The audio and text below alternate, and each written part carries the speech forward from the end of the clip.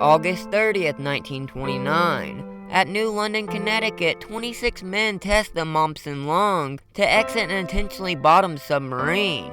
The device was created by Lieutenant C.B. Momsen following the failure to save surviving crew members trapped in the USS S4 or SS-109 that sank after a collision with the Coast Guard cutter USS Paulding in 1927. In 1921, Charles Momsen entered the Naval Submarine School in New London, Connecticut, graduating in January 1922. 18 months later, he took command of the submarine O-15, or SS-76. A few years later, he was given command of the S-1 SS-105, one of the newest U.S. Navy-designed submarines of that time.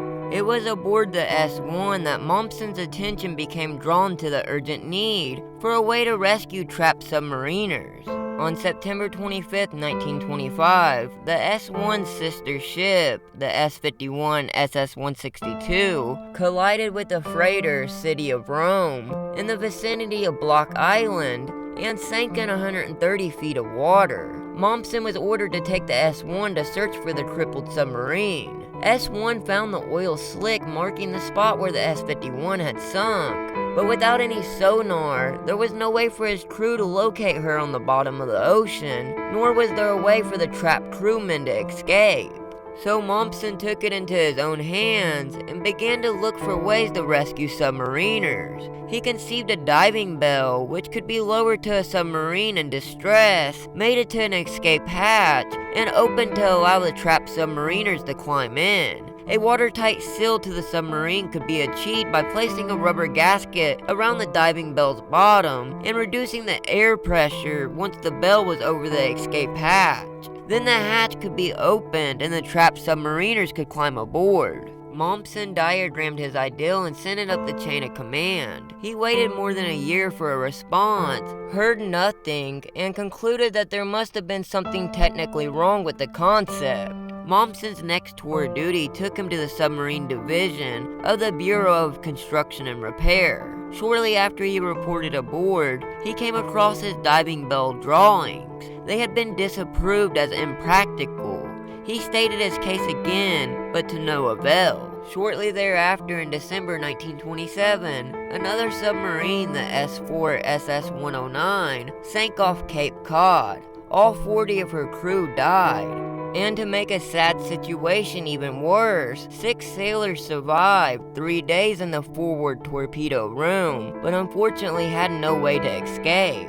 After the S4 incident, Momsen began working on a device to help trapped submariners escape safely to the surface, officially called the Submarine Escape Lung. It consisted of an oblong rubber bag that recycled exhaled air. The press enthusiastically received the device, and they dubbed it the Momsen lung, a name that stuck. The Momsen lung contains a canister of soda lime, which removes poisonous carbon dioxide from the exhaled air, and then replenishes the air with oxygen. 2 tubes lead from the bag to a mouthpiece, one for inhaling, and the other for exhaling. The device hangs around the wearer's neck, and is strapped around the waist. Besides providing oxygen for the ascent, it also allows a submariner to rise slowly to the surface, thus avoiding embolisms. Between June 1929 and September 1932, Lieutenant Momsen developed the lung, along with Chief Gunner's mate Clarence L. Tibbles and Frank M. Hobson, who was a civilian employee of the Bureau of Construction and Repair, which later became the Bureau of Ships. In 1929, Momsen received the Navy's Distinguished Service Medal for personally testing the device at a depth of 200 feet.